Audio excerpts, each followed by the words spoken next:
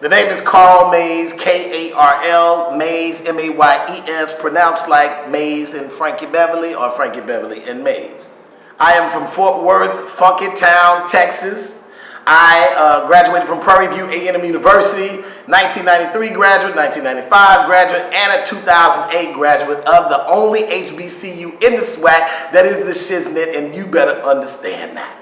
All right, so what brought me to the best HBCU in the state of Texas especially is I went to Texas A&M straight out of high school. I went to Texas A&M in 1989 and then the next year transferred. Only because there was one trigger. The trigger was there was a young Caucasian lady in my history class of 358 people that made a statement that slavery was cool.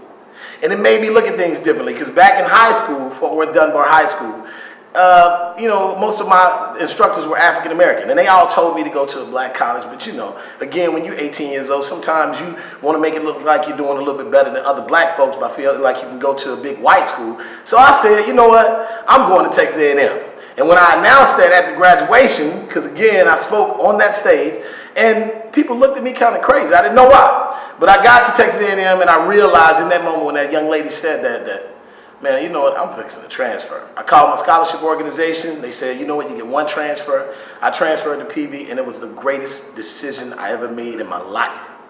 One thing I can say, the experience of an HBCU is that immaculate. Listen, I got to compare both worlds. I'm at an all-white school with about maybe 1.8% African Americans at that time in 1989.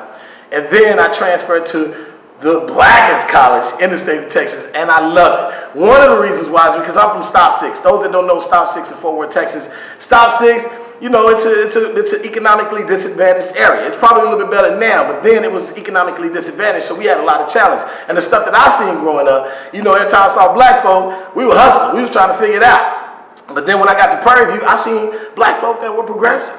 Some that were intelligent, and then we're excited about being intelligent. And then when I found out we were, at that time, the #1 black engineering school in the country, made me proud. Made me proud because somebody wasn't telling nobody. And I said, you know what, I'm going to graduate from this institution. I'm going to go all around the country, and I'm going to tell the world about how great Prairie View A&M University is. And you know what? People still kind of frown, but I tell them all the time. One thing about Prairie View, we say, listen, you got to understand this. It ain't but two types of people that go to college. It's those that graduate and those that gradually wait. So you're going to have to figure out which one you're going to do. So I was like, oh, I'm graduating. I'm not going to be known to gradually wait.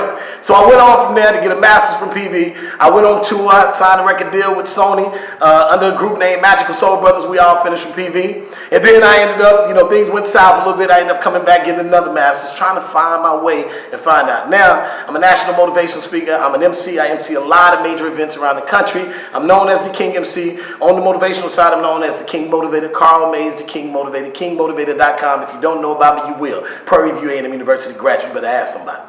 And guess what? My degree is black.